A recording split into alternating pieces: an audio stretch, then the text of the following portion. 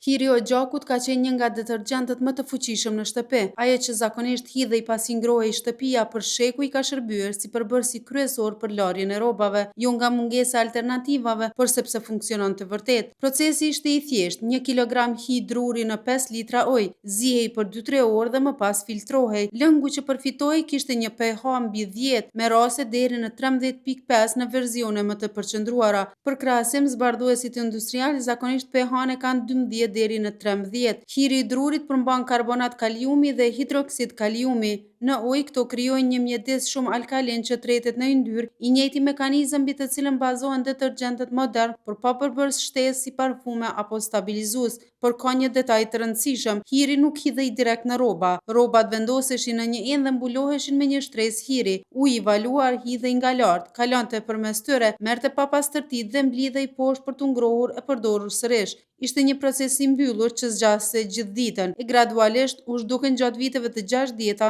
me përhapjen e detergjentëve industrial.